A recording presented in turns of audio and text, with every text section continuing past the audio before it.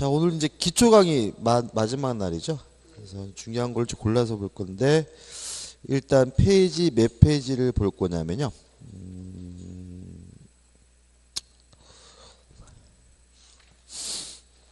날씨가 갑자기 추워졌네요. 페이지 214페이지입니다. 214페이지 보시면 뭐가 나오냐면 물권의 변동이 나와요. 일단 서설에서 물권 변동의 의, 간단하죠. 물권이 발생, 변경, 소멸되는 것을 우리가 물권의 변동이라고 하고요. 그 다음에 좌측에 있는 내용은 뭐 중요한 거 아니면 읽어보시고 오른쪽에 볼게요. 오른쪽에 보시면 맨 위에 법률 행위에 의한 부동산 물권 변동에서 186조가 나옵니다. 부동산에 관한 법률 행위로 인한 물권의 득실 변경은 등기하여야 그 효력이 생긴다, 이렇게 나와 있거든요. 이걸 좀 줄이면 결국은 무슨 얘기냐면 법률 행위로 인해서 물권이 변동되려면 등기를 해야 한다, 이런 말이고요. 그 다음에 중간에 2번 법률 규정에 의한 물권 변동이, 읽어보진 않을 건데 법률 규정에 의해서 물권이 변동될 때는 등기할 필요가 없다, 이렇게 됩니다. 실제로 빨리 오십시오. 저 안 오신 줄 알았어요. 요게 시험 문제 잘 나와요. 그러니까 이 부분은 무조건 나오는데 어떻게 나오냐면 등기를 해야 되는 경우와 등기할 필요가 없는 경우를 찾으라는 형태로 문제가 나오게 되는데요. 어려운 건 없죠. 법률행위가는 두 가지가 있잖아요. 그래서 계약과 단독행위로 인해서 물권이 변동될 때는 뭘 해야 되냐면 등기를 해야 되고, 또 법률 규정이라는 것은 결국은 법률행위가 아니라는 얘기거든요. 따라서 계약도 아니고 단독행위도 아닌 다른 사유로 물권이 변동될 때는 등기할 필요가 없다, 이렇게 되고요. 그래서 결국은 우리 시험 풀 때 등기해야 되는 경우는 이렇게 물어보면 5개 중에서 계약을 찾으면 되고요. 다음 중 등기할 필요가 없는 경우는 그러면 5개 주문 중에서 계약이 아닌 걸 찾으면 돼요. 그래서 의외로 굉장히 간단하게 풀리는데 왜 틀리시냐면은 교재에 나와 있는 예들을 단편적으로 외우시기 때문에 틀리게 되는 부분이니까 크게 계약과 단독행위는 등기한다, 계약도 단독행위도 아닌 다른 사유는 등기할 필요가 없다라고 꼭 기억해 두시고, 한 장을 넘겨보시면 이제 얘들이 나와요. 첫째, 상속이 나오죠. 물론 상속은 계약도 아니고 단독행위도 아니니까 뭐 할 필요 없죠? 등기할 필요가 없겠죠. 또 2번 공용징수는 수용을 말합니다. 강제로 뺏기는 거거든요. 따라서 이것도 계약도 단독행위도 아니기 때문에 등기할 필요가 없어요. 그 다음에 우측에 보시면 3번 판결도 계약도 단독행위도 아니죠. 따라서 뭐 할 필요 없죠? 등기할 필요가 없어요. 근데 이건 좀 나중에 자세히 보긴 해야 되지만 일단은 계약도 단독행위도 아니니까 등기할 필요가 없다. 4번 법원에서 하는 경매입니다. 지금 217페이지. 법원에서 하는 경매도 결국은 계약도 단독행위도 아니니까 법률행위가 아니니까 뭐 할 필요 없죠? 등기할 필요가 없고요. 그 다음에 기타에서 나오는 것들은 뭐 이것도 외울 건 아니고 결국 뭘 나열하고 있냐면 계약도 단독행위가 아닌 것들을 나열하고 있는 거고요. 좀 설명드리고 뒤에 또 나옵니다. 자, 한 장을 넘겨보시면 218페이지에 이제 중간에 3번에서 예외가 나와요. 하나입니다. 취득시효는 명백히 계약도 단독행위도 아닙니다. 따라서 등기할 필요가 없어야 되는데 얘는 예외적으로 등기를 해야 한다라고 민법에 규정을 두고 있는 거거든요. 그럼 결론적으로 다 한 겁니다. 계약이나 단독행위로 인한 법률행위로 인한 물권이 변동될 때는 등기하고요. 계약도 단독행위도 아닌 나머지 사유로는 등기할 필요가 없는데 다만 취득시효는 법률행위가 아닌데도 불구하고 뭘 해야 되죠? 등기를 해야 된다. 끝인 거죠. 그래서 확인 문제가 올해 시험 문제가 나오고 있어요. 확인 문제 좌측 하단에 이거 풀어보면 다음 중 법률의 규정에 의한 물권 변동으로서 등기를 요하지 않는 것은, 그러면 다시 말씀드리지만 계약이냐 아니냐를 가지고 따지는 거예요. 그죠? 계약은 뭘 해야 돼요? 등기해야 되고, 계약이 아니면 뭐 할 필요 없죠? 등기할 필요가 없으니까. 기억, 전세권 설정, 계약을 말하겠죠. 그래서 등기해야 돼요. 니은번 저당권 설정, 이것도 뭐예요? 계약이에요. 따라서 뭘 해야 돼요? 등기해야 되죠. 디귿번 경매는 물론 계약이 아니고, 상속도 뭐예요? 계약이 아니고, 그 다음에 건물을 신축하는 것도 뭐가 아니죠? 계약이 아닙니다. 이 사실행위죠. 그 다음에 마지막에 매매는 당연히 뭐예요? 매매 계약이죠. 그럼 결과적으로 계약인 것은, 등기해야 되는 것은 기역, 니은, 비읍이고, 계약이 아닌 것은 디귿, 리을, 미음 해가지고 답이 몇 번이 되는 거죠? 4번이 되는 거죠. 그죠? 어렵지 않습니다. 그죠? 그 다음 우측에 보시면 이제 문제 되는 것들에서 1번 원인행위의 실효에 의한 물권의 법규 해가지고 교재는 막 유인설, 무유인설 나와 있는데 학설 이름은 중요하지 않고요. 간단히 말씀드리면 우리가 그동안 했던 것처럼 매매가 무효면 등기도 무효다. 이 얘기를 장하게 설명하고 있고요. 그 다음 넘겨보시면 계약 해지의 경우도 마찬가지입니다. 이것도 매매가 무효면 등기도 무효란 얘기고, 그 다음에 하단에 보시면 양가로 3번 해가지고 재단법인 설립행위가 나와요. 4번에 있을까요? 일단 재단법인 설립행위에 대해서 통솔과 판례는 무엇으로 이해하냐면 단독행위로 이해합니다. 따라서 우리 민법 186조에 따른다면 단독행위니까 등기를 해야 된다가 맞아요. 근데 재단법인 설립행위에 대해서는 민법 48조가 특별 규정을 두고 있어요. 따라서 등기하지 않아도 재단법인은 소유권을 갖는다고 규정하고 있거든요. 그래서 이 부분은 민법 186조와 48조가 충돌돼요. 이걸 어떻게 해결하느냐에 대해서 우리 판례를 기합니다. 일단 재단법인은 등기 없이도 일단은 소유권을 취득한다고 봅니다. 48조에 따라서. 다만 등기 없이 취득한 이 소유권을 가지고 제3자에게 대항하려면 그때는 뭐가 필요하다는 입장이냐면 등기가 필요하다는 입장이에요. 시험에 잘 나오는데 다시 한번요. 재단법인은 뭐 하지 않아도 등기하지 않아도 소유권을 갖습니다.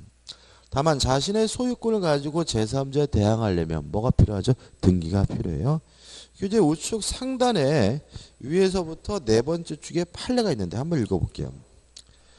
출연자와 법인 간에는 제48조 규정한 시기에 의하여 법인에게 기속되나는 말은 등기하지 않아도 법인이 소유권을 취득하나 이런 말이고, 그래서 보시면 법인이 취득한 부동산을 가지고 제3자에게 대항하기 위하여는 186조에 따라 이전 등기를 해야 한다. 다시 말하면 등기 없이 소유권을 취득하지만 자신의 소유권을 가지고 제3자에게 대항하려면 뭐가 필요하죠?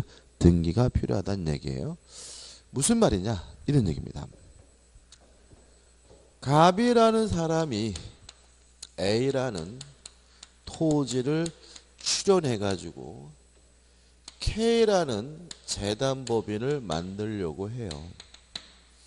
그럼 일단 재단법인은 갑에서 K로 이전 등기가 없었다 하더라도 일단 재단법인은 48조에 따라서 소유권을 취득하게 된다는 거죠. 근데 문제는 갑이 마음이 바뀌어가지고 요 토지를 만약에 을에게 팔고 을에게 이전 등기를 해줬다면 이때 K재단법인은 자신의 소유권을 가지고 을에게 대항하지 못한다는 의미입니다. 다시 말하면 재단법인은 뭐 없이요? 등기 없이 소유권을 갖지만 자신의 소유권을 가지고 을과 같은 제3자에 대항하려면 이때는 뭐가 필요하죠? 등기가 필요하다는 입장인 거죠. 왜 이런 입장을 취하는지는 이유는 좀 이따 설명드릴 거예요. 그 다음에 나머지 것들 중에서 중요한 것이 맨 밑에 있는 부동산 물권의 포기예요. 자, 포기는 대표적인 단독행위죠. 소유권, 점유권의 포기는 상대방 없는 단독행위. 또 다른 소유권, 점유권 이외의 물권의 포기는 상대방 있는 단독행위. 어차피 뭐예요? 단독행위니까 등기를 해야, 말소 등기를 해야 비로소 물권이 뭐가 돼요? 소멸된다는 거 꼭 잊지 마시기 바랍니다. 자, 넘겨보시면 확인 문제는 안 풀어볼 겁니다. 그 다음 확인 문제 밑에 이제 5번 해가지고 물권 변동과 공시에서 뭐가 나오냐면 공시의 원칙이란 말이 나오고 있습니다. 중요한 게 있는데 일단 우리가 이제 다음 달부터 2차 과목을 공부하시면 공시법을 배우게 돼요. 공시법에서 뭘 배우시냐면 등기법하고 지적법을 공부하시는데 일단 공시라는 말은 사전적 의미는 뭐냐면 대외적으로 보여주는 것, 밝히는 것, 이걸 우리가 공시라고 합니다. 자, 그럼 생각해 보죠. 제가 부동산에 대한 권리를 가지고 있어요. 이 부동산에 대한 권리가 있다는 사실을 대외적으로 보여주려면 뭘 하면 되냐면 등기를 하면 되고요. 동산에 대한 권리가 있다는 사실을 대외적으로 보여주려면 그 동산을 뭐 하면 되냐면 점유하면 되거든요. 따라서 부동산 등기나 동산의 점유는 자신이 권리자임을 대외적으로 보여주는 방법이기 때문에 이걸 우리가 뭐라느냐 하면 공시 방법이라고 하고요. 또 같은 말이 반복인데 다시 결과적으로 부동산은 등기함으로써 동산은 점유함으로써 결국 자신이 권리자임을 대외적으로 보여주게 되는데 이걸 우리가 뭐라 그러냐면 공시의 원칙이라고 합니다. 공시하려면 대외적으로 보여주려면 공시 방법을 갖춰야 된다는 원칙이 뭐예요? 공시의 원칙이고요. 이러한 공시의 원칙 우측의 내용이 나오는데 입법주의가 두 가지가 있어요. 첫째는 형식주의라는 게 있고요. 두 번째는 의사주의라는 게 있습니다. 일단 형식주의는 독일 민법이 채택하고 있다 그래서 독법주의라고 하는데 독일 민법이 어떤 걸 채택하고 있는지는 굳이 우리가 알 필요가 없는 거고요. 우리는 뭘 생각하면 되냐면 형식주의는 우리 민법이 채택하고 있다라고 일단 기억해 두시면 돼요. 그 다음에 의사주의는 프랑스 민법, 불란서 민법이 채택하고 있다라서 불란서법에서 불법주의라고 하는데 프랑스가 중요한 게 아니고요. 의사주의는 현재 일본 민법이 채택하고 있는 주의입니다. 자, 그럼 구별해 보자고요. 어떻게 달라지냐? 자, 이런 문제입니다. 갑이라는 사람이 A라는 건물을 가지고 있어요. 을이 갑과 만나서 매매 계약을 하고 을이 갑에게 대금을 지급했어요. 그래도 아직도 누구 거냐면 갑의 거죠. 매매는 계약이니까 을이 소유권을 취득하려면 갑으로부터 뭘 받아야 돼요?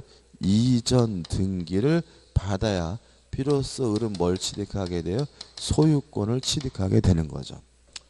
따라서 을의 입장에서는 소유권을 취득하기 위해서는 등기와 같은 특별한 방식, 형식이 요구된다. 그래서 이것을 형식주의라고 하고요. 갑에서 을로 소유권이 넘어오려면 물권 변동이 성립하려면 등기가 필요하다. 그래서 이걸 우리가 뭐라느냐 하면 성립요건주의라고 합니다. 쉽게 말씀드리면 우리 민법은 원칙적으로 등기해야 소유권을 가져요. 다시 말하면 소유권을 취득하기 위해서 등기와 같은 특별한 뭘 갖춰야 돼요? 형식을 갖춰야 되니까 이걸 우리가 뭐죠? 형식주의란다 이거죠. 그럼 의사주의는 어떻게 다르냐? 의사주의는 좀 다릅니다. 갑이라는 사람이 A라는 건물에 대해서 등기를 하고 있는데 을과 만나가지고요 매매 계약을 하고 을이 갑에게 대금을 다 지급했어요. 그랬더니 갑이 을한테 뭐라 그러냐면 이제부터 네 거래요. 다시 말하면 갑에서 을로 소유권을 넘긴다는 의사의 합치만 있다면 을이 자기 앞으로 등기를 하지 않아도 이미 소유권을 취득하게 되는데 이걸 우리가 의사주의라고 합니다. 쉽게 말하면 소유권을 넘겨준다는 뭐만 있으면요 의사의 합치만 있으면 뭐 하지 않아도 등기하지 않아도 소유권을 취득한다 그래서 뭐죠? 의사주의라고 하는 거죠. 여기서 이제 생각해 볼 것은 일단 을은 등기 안 해도 이미 뭐가 있어요? 소유권이 있어요. 그럼 뭐하러 등기하느냐? 이 상태를 냅두게 되면 갑이 또다시 병에게 팔아먹고 병에게 이전 등기를 해줘 버리면 을은 자신의 소유권을 가지고 병에게 뭐 하지 못하냐면 대항하지 못하거든요. 따라서 을이 이전 등기를 하는 이유는 소유권을 취득하려고 등기하는 것이 아니라 병과 같은 사람에게 대항하기 위해서 등기하는 거다. 그래서 의사주의를 다른 말로 뭐라 그러냐면 대항요건주의라고 하는 거죠. 다시 한번요. 의사의 합치만 있으면 등기 하나도 소유권을 취득합니다. 그래서 뭐예요? 의사주의고 다만 자기 앞으로 등기하는 이유는 제3자에게 대항하기 위해서 등기하는 거다. 그래서 우리가 대항요건주의라고 하는 거죠. 자, 근데 문제는 왜 우리가 재수없게 일본 것까지 해야 되느냐? 일본 문제가 아니라는 게 문제가 있습니다. 우리 민법은요. 60년 1월 1일부터 시행이 됐어요. 따라서 60년 1월 1일부터 우리나라가 형식주의면 명백한데 그럼 그전에는 우리나라에 뭐가 없었다는 얘기냐면 민법이 없었다는 얘기고 민법이 없었기 때문에 우리나라는 어느 나라 민법을 쓰고 있었냐면 일본 민법을 쓰고 있었어요. 59년 12월 31일까지. 따라서 우리나라는 59년 12월 31일 이전에는 무엇을 취하고 있었다는 거죠? 의사주의를 취하고 있었던 거죠. 그래서 날짜 같은 건 의미가 없는데요. 과거에 우리나라가 의사주의를 채택하고 있었다는 건 꼭 기억해 두셔야 돼요. 기억을 돕기 위해서 말씀드리면 옛날 드라마 같은 거 보면 TV 문학관 같은 거 그 바람 나가지고 집 나갈 때 땅 문서, 집 문서 갖고 도망하는 경우가 가끔 나오잖아요. 근데 현대적인 시각에서는 그거 가져가 나가봤자 의미 없거든요. 아무짝에도 쓸모 없거든요. 근데 그거를 왜 가지고 다 도망가는 드라마가 나오느냐? 그 드라마의 배경은 뭐냐면 의사주의예요. 다시 말하면 아버지가 땅을 샀지만 건물 샀지만 뭘 안 하고 있는 거예요? 등기를 안 하고 있는 거죠. 그래도 뭐가 있어요? 소유권이 있으니까요. 그러니까 아들내미가 그것을 훔쳐서 도망가면 뭐 할 수 있어요? 팔아먹을 수가 있기 때문에 땅 문서, 집 문서를 갖고 도망가는 것은 의사주의 내용이고요. 또 하나 저희 아버님과 같은 어르신들은 등기 필증을 권리증이라고 해서 굉장히 중요시 하십니다. 그거 막 서류 봉투에 넣어가지고 장롱 깊숙이 숨겨두시고 자식들한테 잘 보여주지도 않거든요. 왜 그런 행동을 하시냐면 그분들이 의사주의 법제에서 교육을 받으셨기 때문에 그래요. 의사주의 법제에서는요. 초등학교까지 들어가도 땅 문서 날리고 잊어버리면 집 문서 잊어버리면 땅 날리고 집 날린다고 배우게 되는 거죠. 왜요? 의사주의 법제에서는 그 서류 잊어버리면 단대 뭐 할 수 있어요? 팔릴 수가 있잖아요. 그래서 어렸을 때 그런 교육을 받으셨기 때문에 그게 나이 들어서 우리는 이미 형식주의가 돼서 그 서류가 별로 중요한 서류가 아닌데도 불구하고 굉장히 중요시하는 경향이 있고요. 더더군다나 우리도 그 영향을 받아서 우리도 그런다는 거죠. 그죠? 우리도 등기필증을 대충 어디다 처박아 두는 게 아니라 꼭 뭐죠? 서류 봉투에 넣어가지고 서랍 깊숙이 잘 보관하는 이유가 뭐의 영향이죠? 의사주의 영향입니다. 실제로 그거 잊어버려도요. 나중에 파실 때 잊어버렸다 그러고 말하면 땡이에요. 법무사 알아서 해주고요. 또 잊어버리고 그것을 누가 주웠다 하더라도 그걸 이용해 가지고 서로를 땅을 팔아먹고 건물을 팔아먹을 수도 없기 때문에 큰 의미가 없는 소리라는 거 형식주의에서는 좀 그렇게 되니까 주의하시 바라고. 그 다음에 다시 한번 또 이걸 보면 요 재단법인 설립행위에 대한 소유권의 기속 시기가 뭐하고 똑같죠? 의사주의하고 똑같죠. 그죠? 재단법인은 일단 등기 없이 뭘 가져요? 소유권을 갖는데 자신의 소유권을 가지고 제3자에 대항하려면 뭘 해야 된다고요? 등기해야 된다는 말은 결국은 뭐예요? 의사주의죠. 그러면 왜 우리 법원이 의사주의를 재단법인 설립행위에 대해서 취하고 있느냐? 이유는 간단합니다. 우리 대법원이 일본 최고재판소의 판결을 베꼈기 때문에 그래요. 근데 그거는 어쩔 수가 없습니다. 왜냐하면 우리가 해방이 되고 나서 대법원이라는 게 만들어지게 되는데 우리가 판결할 때는 과거의 판례를 참고해서 판결을 해야 되는데 우리나라에는 축적된 판례가 없잖아요. 그죠? 그러면 남의 나라, 다른 나라의 판례를 참고해야 되는데 공교롭게도 59년 12월 30일 이전까지는 우리나라가 어느 나라 민법을 쓰고 있었죠? 일본 민법을 쓰고 있었고요. 또 초창기에 대법관 분들은 일제시행 때 교육을 받으신 분들이기 때문에 대단히 일본에 뭐예요? 능통하신 분이잖아요. 그죠? 그러다 보니까 거부감도 없이 어쩔 수 없이 뭐예요? 일본 최고재판소의 판결을 먼저 베껴서 판시하고 있는 거죠. 그래서 그때 당시 내린 판결이 지금까지 뭐예요? 유지되고 있기 때문에 이 재단법인 설립행위에 대한 소유권의 기속 시기에 대해서는 마치 무엇처럼요? 의사주의처럼 해석하고 있다는 것까지 기억해 두시면 됩니다. 끝입니다. 그 다음 우측 하단에 보시면 2번에서 뭐가 나오냐면 공신의 원칙이 나와요. 일단 공신의 원칙이란 것은 뭐냐면 부동산은 등기, 동사는 점유와 같은 공시 방법을 신뢰하고 거래한 사람을 보호해 주는 것을 공짜고 신짜고 따서 이걸 우리가 뭐죠? 공신의 원칙이라고 합니다. 다시 말하면 부동산이면 등기를 믿고 거래한 사람을 보호해 주는 게 뭐예요? 공신의 원칙. 동산이면 점유를 믿고 거래한 사람을 보호해 주는 것이 뭐예요? 공신의 원칙인데 결론 우리 민법은 부동산 등기에 대해서는 공신의 원칙을 인정하지 않아요. 동산의 점유에 대해서는 뭘 인정하냐면 공신의 원칙을 인정하고 있어요. 그래서 이게 아주 상식적이지 않을 수가 있어요. 결국은 부동산 등기부는 믿을 만한 게 못 된다는 거죠. 공신의 원칙이 인정되지 않는다는 말은 등기부를 믿고 거래했더라도 뭐 받지 못해요? 보호받지 못한다는 얘기고요. 의외로 허접한 동산의 점유에 대해서는 공신의 원칙을 인정한다는 것은 결국은 점유에 대해서는 믿을 만하다는 거거든요. 그럼 왜 이렇게 우리가 생각했을 때는 거꾸로 우리 법은 되어 있느냐? 가장 큰 이유는 공신의 원칙이라는 것은 결국 왜 인정하는 거냐면 거래의 안전을 보호하기 위해서 인정되는 거거든요.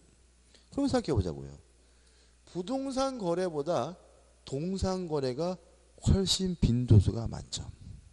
다시 말하면 부동산 거래보다는 동산 거래에 대해서 거래 안전을 보호할 필요성이 더 크다는 얘기고요. 또 다시 한번 생각해 보면 동산 거래는 대단히 빈번하기 때문에 일일이 뭐 할 수 없어요? 확인할 수가 없다는 거예요. 그러니까 믿고 거래하더라도 뭐 하겠다는 거예요? 보호하겠다는 거죠. 이에 반해서 부동산은 거래가 동산보다 훨씬 적을 뿐만 아니라 부동산은 대단히 뭐예요? 고가이기 때문에 부동산 거래할 때마다 일일이 뭐 해야 돼요? 확인할 수가 있다는 거죠. 그죠? 따라서 부동산 거래는 일일이 확인해야 되는 것이니까 굳이 등기부에 대해서 뭘 인정하지 않고 있는 거죠? 공신의 원칙 인정하고 있지 않은 겁니다. 따라서 우리는 나중에도 다시 하겠지만 부동산 등기에 대해서 너무 신뢰하지 마시고요. 부동산 등기부는 믿을 만한 곳이 못 된다는 거 항상 조심하셔야 할 필요가 있습니다. 그 다음 넘겨보시면 민법의 태도가 나오고 225페이지 물권행위가 나오는데 이거는 뭐 안 할 겁니다. 안 할 거고 그 다음에 227페이지부터는 등기가 나오는데 요거는 안 할 거예요. 일단은 등기에 대해서는 시험 문제가 잘 나와요. 나오는데 그거는 나중에 한 3월달 4월달 냈을 때 필요한 것만 골라서 볼 거고요. 그래서 우리는 어디까지 갈 거냐면 250페이지까지 갑니다. 자, 250페이지 오시면 250페이지입니다. 물권의 소멸이 나오죠. 일단 물권의 소멸 사유에서 우측에 이제 소멸 사유들이 나와요. 251페이지예요. 자, 근데 보면 지금 뭐 할 거냐면 연습이에요. 다시 한번. 계약이나 단독행위로 물권이 변동되려면 뭘 해야 돼요? 등기해야 되지만 계약도 단독행위도 아닌 다른 사유로 물권이 변동될 때는 뭐 할 필요 없죠? 등기할 필요가 없습니다. 자, 그럼 251페이지 보시면 처음에 목적물의 멸실이 나와요. 그죠? 자, 생각해 보죠. 집을 가지고 있는 집이 화재가 발생해서 없어졌어요. 그러면 저의 소유권이 뭐가 되겠어요? 없어질 텐데 뭐 하지 않아도 돼요? 등기하지 않아도 없어지겠죠. 왜냐하면 목적물이 멸실되는 것은 계약도 아니고 무엇도 아니에요. 단독행위도 아니니까요. 그 다음에 두 번째 소멸시효가 나오는데 물권 중에서 소멸시효 걸리는 것은 용익물권이고요. 기간은 20년인데 이것도 뭐 할 필요 없죠? 등기할 필요가 없겠죠. 왜냐하면 소멸시효는 무엇도 아니에요. 계약도 아니고 무엇도 아닙니까? 단독행위도 아니니까. 그 다음에 4에서 세 번째 물권의 포기가 나오죠. 방금 전에 말씀드렸지만 포기는 뭐라고요? 단독행위다. 따라서 법률행위니까 포기했다는 이유로 물권이 소멸되려면 뭘 해야 돼요? 등기를 해야 된다. 따라서 말소 등기를 해야 비로소 물권이 소멸되게 되고요. 그 다음 넘겨보시면 이제 뭐가 나오냐면 물권의 혼동이 나와요. 교재가 굉장히 복잡하게 나와 있는데 뭐 오늘도 마찬가지고 나중에도 마찬가지지만 교재에 나와 있는 것처럼 그렇게 복잡하게 공부는 안 할 겁니다. 이게 왜 그러냐면 이런 게 있어요. 이 혼동 부분은 시험 문제가 잘 나와요. 잘 나오는데 반드시 사례로 나와요. 사례로. 복잡하게 나온다는 거죠.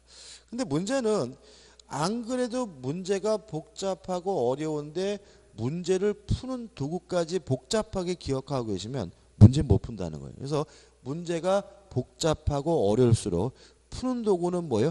단순해야 되기 때문에 이 혼동에 대해서는 오늘 간단하게 할 거고 나중에도 뭐죠? 간단하게 뭐만 하면 뭐냐면 연습만 하면 되는 거죠. 자, 일단 혼동의 개념입니다. 혼동이라는 것은 뭐냐면요. 동일한 사람에게 두 개 이상의 권리가 존재하게 됐어요. 이렇게 두 개 이상의 권리가 존재할 때 둘 중에 쓸모없는 것, 불필요한 것은 자동으로 소멸되게 되는데 이걸 우리가 뭐라 그러냐면 혼동이라고 해요. 예를 들어서 제가 건물의 전세권을 가지고 있었는데 나중에 그 집을 사가지고 새롭게 중복해서 뭘 갖게 됐냐면 소유권을 갖게 됐어요. 그러면 소유권만 있으면 되는 것이지 굳이 중복해서 뭐까지 받을 필요는 없어요. 전세권까지 가지고 있을 리는 없으니까 소유권을 취득하는 순간 원래 가지고 있던 전세권은 자동으로 소멸되게 되는데 이런 걸 우리가 뭐라 그러죠? 혼동이라고 한다. 이게 뭐죠? 개념이에요. 자, 그럼 여기서 또 뭘 할 수 있냐면 역도 할 수 있죠. 불필요하면 소멸되는 것이니까 두 개 이상 권리가 있더라도 여전히 필요하다면 그 권리는 뭐 되지 않습니까? 소멸되지 않고 남겠죠. 그러면 여전히 필요하다는 이유로 소멸되지 않는 경우는 어떻게 되느냐? 두 가지예요. 첫째, 소멸될 권리가 제3자 권리의 목적으로 되어 있는 경우죠. 자, 이런 얘기입니다. 전세권을 가지고 있는 사람이 중복해서 소유권을 갖는다면 전세권은 자동으로 뭐가 돼야 돼요? 소멸돼야 되는 거거든요. 근데 문제는 이 전세권이 다른 사람 앞으로 뭐가 설정되어 있냐면 저당권이 설정되어 있는 상태예요.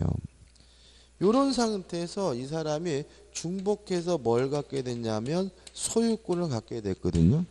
근데 문제는 이 사람이 소유권을 취득했다는 이유로 전세권이 자동으로 없어진다면 누가 피해를 보죠? 저당권자가 피해를 보거든요. 그러면 안 되는 거거든요. 따라서 소멸될 권리가 제3자 권리의 목조로 되어 있을 때는 혼동으로 뭐 되지 않습니까? 소멸되지 않습니다. 두 번째는 소멸될 권리보다 후순위 권리가 존재하는 경우입니다. 자, 이런 문제입니다. 1순위로 전세권이 있고요. 2순위로 저당권이 있는 상태예요. 이런 상태라면 경매가 되면 전세권자가 1순위니까 전세권자가 받고 남는 게 있으면 누가 받는 거죠?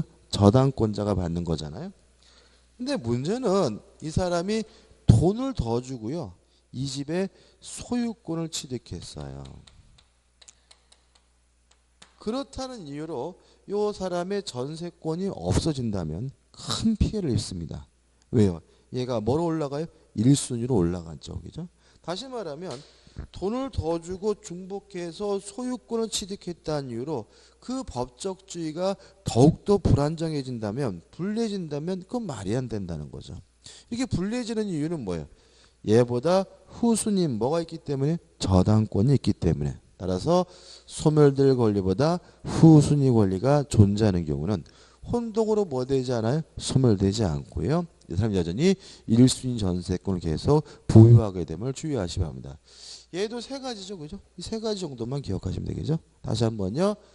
전세권자가 소유권을 중복해서 취득했다면 더 이상 쓸모없는 전세권은 자동으로 소멸되는데 이게 뭐죠? 혼동이다. 다만 이 전세권에 뭐가 설정되어 있어요? 저당권이 설정되어 있다면 소멸될 권리가 제3자 권리의 목적이라면 이 사람이 서로 소유권을 취득하더라도 전세권은 뭐 되지 않아요? 소멸되지 않는다. 또 소멸될 권리보다 뭐가요? 후순위 권리가 있는 경우 이때도 소유권을 취득하더라도 이 전세권은 뭐 되지 않습니까? 소멸되지 않는다는 것까지 정확하게 숙지하시면 됩니다. 끝입니다. 자, 이렇게 해서 이제 혼동을 끝난 거고요. 이제 그 물권법 강론으로 들어가면 좋은데 우린 기초 강의이기 때문에 저번 주에도 말씀드렸다시피 물권법 강론은 뛰어넘을 겁니다. 뛰어넘고 아마 다다음 달이죠. 그죠? 2월 달에 좀 봐야 될 것 같고요. 그래서 바로 어디로 갈 거냐면 이제 계약법으로 갈 거예요. 계약법. 그래서 몇 페이지냐면 472페이지로 옵니다. 472페이지로 오고요. 그래서 오늘은 그 계약법 총론만 다룰 겁니다. 그리고 민사특별법도 가등기 담보법하고 부동산 실명법은 좀 볼 거고요. 이렇게 해서 2분 강의 마감하고 다음 주에는 뭐죠? 맨 처음으로 들어가서 처음부터 다시 시작을 할 거예요. 자, 472페이지 오시면 계약법 총론해가지고 계약청설에서 계약의 의의가 나오는데 뭐 광해계약, 협의계약 이런 거 나눌 필요 없어요. 그냥 우리는 알다시피 승낙을 받지 않고 일방적으로 하는 법률행위가 단독행위고 승낙을 얻어야지만 성립하는 법률행위가 뭐죠? 계약이다. 이렇게 기억하시면 되고 그 다음에 중간에 이해해가지고 계약 자유 원칙이 나와요. 계약은 자유롭게 할 수 있습니다. 왜 자유롭게 할 수 있냐면 어차피 상대방으로부터 뭘 얻어서요? 승낙을 얻어서 하는 거니까. 따라서 지가 좋다 그래서 하는 거니까 나쁜 짓만 아니면 뭐든지 할 수 있다. 이게 결국은 뭐가 되냐면 계약 자유의 원칙이 되고요. 그러면 계약은 자유롭게 할 수 있는데 뭘 자유롭게 할 수 있느냐. 이게 계약 자유 원칙의 내용인데 첫 번째 체결의 자유가 나오죠. 좀 정확히 말하면 체결 여부를 자유롭게 자유롭게 결정할 수가 있습니다. 무슨 말이냐 이런 얘기죠. 갑이라는 사람이 땅이 있는데 요 땅을 팔까 말까 고민이에요. 물론 이 땅을 팔지 안 팔지는 누구 마음이요? 갑 마음이겠죠. 따라서 매매계약의 체결 여부를 갑은 자유롭게 결정할 수 있다. 체결 여부를 자유롭게 결정할 수 있고요. 갑이 팔겠다라고 결심을 했어요. 그랬더니 을도 사겠다고 하고 병도 사겠다고 하고 정도 사겠다고 해요. 물론 갑이 을한테 팔지 병할 때 팔지 정할 때 팔지 누구 마음이요? 갑 마음이니까 두 번째 상대방 선택도 자유롭게 할 수가 있는 거죠. 자, 을에게 팔겠다라고 결정을 했어요. 그럼 이제 갑과 을이 만나가지고 계약의 내용을 협의하겠죠. 물론 얼마에 사고 팔고 하는 계약의 조건은 갑과 을이 마음대로 결정할 수 있으니까 세 번째 내용 결정도 자유롭게 할 수가 있는 거죠. 자, 예를 들어서 2억에 매매하기로 계약을 했어요. 그러면 꼭 계약서를 써야 되느냐? 그건 아니에요. 만약에 갑이나 을이 서로가 믿는 사람이라면 계약서 안 쓰고 구두로 할 수 있죠. 그죠? 뭐 형제지간이다. 뭐 친한 친구다 그러면 다시 말하면 계약서를 쓸지 안 쓸지도 갑 마음이고 은 마음이니까 네 번째 방식의 결정도 뭐 할 수 있죠? 자유롭게 할 수가 있는 거죠. 총 요 네 가지를 자유롭게 할 수 있는 것이 계약 자유 원칙인데 여기서 좀 생각해 볼 것은 뭐냐면 요 내용 결정의 자유 때문에 우리가 지금부터 배우려고 하는 계약법의 대부분의 규정은 다 임의 규정입니다. 특히 오늘 수업하는 계약법의 내용은 빠짐없이 임의 규정이에요. 자, 왜 그러냐면 만약에 계약법이 강행 규정이어서 계약법에 규정하고 있는 것을 반드시 지켜야 된다면 당사자에게는 뭐가 없는 거죠? 자유가 없는 거죠. 그러니까 내용 결정을 자유롭게 할 수 있다는 말은 굳이 계약법의 내용은 뭐 할 필요 없다는 얘기죠? 지킬 필요가 없다는 얘기니까 대부분의 규정이 뭐예요? 임의 규정이고요. 또 방식 결정도 자유롭게 할 수 있다는 말 속에서 우리 민법은 불요식행위라는 거죠. 다시 말하면 서류로 작성할지 안 할지는 누구 마음이요? 당사자 마음이고 다시 말하면 계약을 하기 위해 특별한 방식이나 형식이 요구되는 것은 아니고 예외 없이 다 뭐죠? 불요식행위라는 것이 우리 민법의 태도임을 알 수가 있습니다. 끝이고요. 우측에 보시면 이러한 계약자의 원칙이 일정한 제한을 받는데 이건 읽어볼 필요도 없는 부분이에요. 이거 읽어보면은 막 뭔가를 외우고 싶거든요. 보지 마세요. 그냥 이렇게 기억하는 거죠. 계약 자유 원칙이란 무제한으로 보장되는 것이 아니라 일정한 경우는 특히 공공복리라는 차원에서 제한될 수가 있다 정도만 원론적으로 기억하시면 되고요. 넘겨보시면 이제 뭐가 나오냐면 계약과 약관이 나와요. 그래서 약관에 관한 내용이 나오는데 이 약관도 중요하기보다는 기초각이니까 좀 설명을 드리는데요. 일단 약관이라는 것이 왜 이 시점에서 등장하게 되느냐. 약관이란 내용 결정의 자유를 제한하는 것임을 잊지 마시기 바랍니다. 자, 이런 문제입니다. 제가요 세탁기를 구입할까 고민 중이에요. 물론 세탁기를 살지 말지는 누구 마음이에요? 제 마음이니까 체결 여부의 자유가 보장되어 있는 거죠.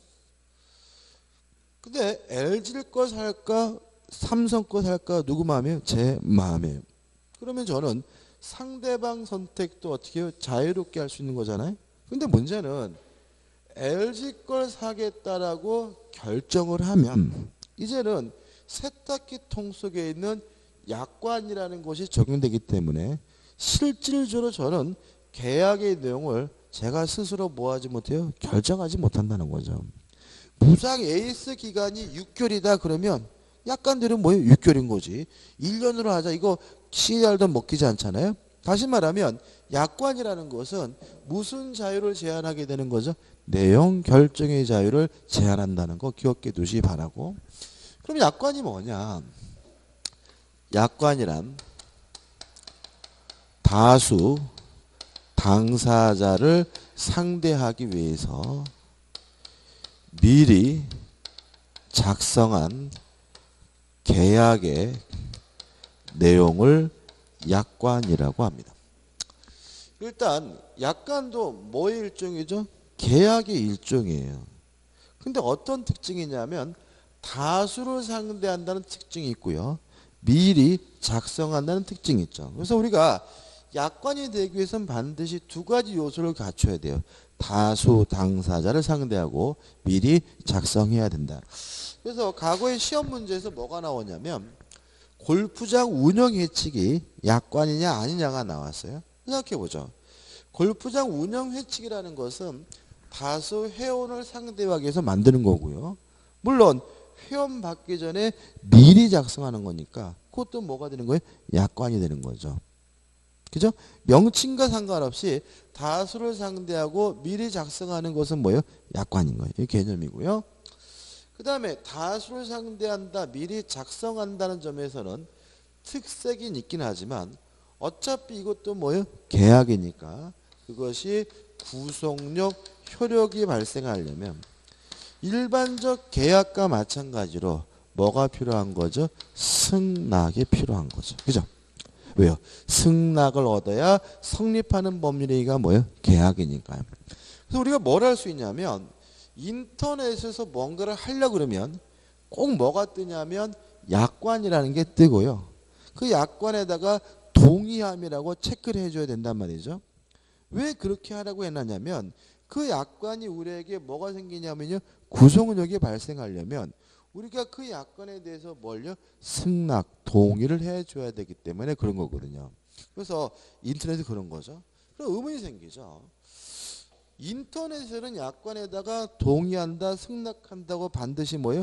클릭을 해주지만 일반 거래는 꼭 그런 것은 아니라는 거죠. 그래서 우리 약관 규제가 하는 법률은 승낙을 해야 구속력이 발생하는 것이 FM이지만 꼭 요래되는 것은 아니고요. 또는요. 승낙받기가 어렵다면 명시, 명백히 보여주고 설명, 어려운 것이 있으면 설명해주고 명시 설명 의무를 이행을 해야 비로소 구속력이 발생한다라고 좀 완화하고 있는 거죠. 그래서 FM은 뭡니까? 승낙입니다. 만약에 승낙받기가 어렵다면 뭐함으로써요? 명시 설명 의무를 이행함으로써 그 약관에 뭐가 발생하는 거죠? 구속력이 발생하는 거예요. 근데 이건 또 뭘 생각하면 쉽냐면은 자동차 보험을 생각하시면 돼요. 자동차 보험에 가입하면 약관이라는 게 꼭 와요. 뭐 과거에는 우편물로 왔고요. 최근에는 이메일로 보내는 경우도 있고 그렇지만 어떤 형태든지 간에 반드시 약관을 보내게 되는데 그 약관이라는 걸 한번 읽어보려고 하면요. 민법보다도 더 어렵습니다. 그래서 읽어보신 분들도 거의 없지만 그거 봐야 뭔 소리인지 모르거든요. 근데 그걸 왜 보내느냐. 그 약관이 우리에게 구속력이 발생하려면 명시, 명백히 뭐 하기만 하면 돼요? 보여주기만 하면 돼요. 그래서 글씨도 아주 깨알 같아요. 글씨 깨알 같아가지고 이거 보려면은 막 저도 요새 노안이어가지고 막 이러고 본단 말이죠. 그러면 그거 결국은 읽기 바라고 보내는 게 아니잖아요. 읽기 바라게 보내면 어떻게 해요? 글씨도 어떻게 해요? 크막크막 해서 보내야 되는데 그냥 대충 보내는 이유는 명시 설명하면 그 약관이 뭐가 발생하기 때문에 구속력이 발생하기 때문에 그냥 형식상 보내오는 거란 말이죠. 자, 그럼 또 의문이 생깁니다. 자동차 보험은 그렇지만 그렇지 않은 경우도 대단히 많다는 거죠. 그죠? 다시 말하면 명시 설명 의무가 면제되는 경우가 있어요. 명시 설명 의무를 이행하지 않도록 당연히 약관이 구속력이 발생하는 경우가 있는데 첫째, 정형적, 대량적 거래 이렇게 기억하시면 돼요. 뭐 가스를 공급받는다, 수도를 공급받는다, 시내버스를 탄다, 전철을 탄다 같은 정형적, 대량적 거래는 명시 설명 의무가 뭐가 돼요? 면제가 돼요. 그래서 시내버스 타다가 자빠지게 되면 그때 뭐가요? 약관이라는 게 나오게 되고 그 약관 한 번도 제가 본 적이 없다 하더라도 저에게 뭐가 발생하는 거죠? 구속력이 발생하게 되는 거죠. 그래서 중요한 거는 두 번째인데 약관이 법령의 내용을 단순히 기재한 약관인 경우. 자, 이게 무슨 말이냐면 사업주가 스스로 약관을 만든 것이 아니라 단순히 법률과 명령에 나와 있는 것을 뭐 해놨어요? 기재해 놓은 것에 불과하다면 명시설명 의무가 면제되고요. 가장 대표적인 것이 뭐냐면 학원이에요. 여러분들이 학원에 등록할 때 아마 학원 측에서 약관을 안 보여줬을 거예요. 왜냐하면 학원의 약관은 개별적 학원이 만든 약관이 있는 것이 아니라 교육청에서 교육지원청에서 법령과 명령에 따라서 일률적으로 만들어 놓은 약관이 있어요. 그 약관은 법령의 내용을 뭐 한 거예요? 기재한 것이기 때문에 명시 설명 의무가 뭐가 돼요? 면제되고 있고요. 그래서 실제로 여러분이 학원에 대해서 약관을 한 번도 본 적이 없다라도 분쟁이 생기면 그 약관이 우리에게 뭐가 발생하는 거죠? 구속력이 발생하게 된다는 거 기억해 두시기 바랍니다. 끝입니다. 그 다음에 약관의 내용을 확인하려면 그 약관을 해석을 해봐야 돼요. 약관 해석에 관해서는 특별한 원칙들이 있습니다.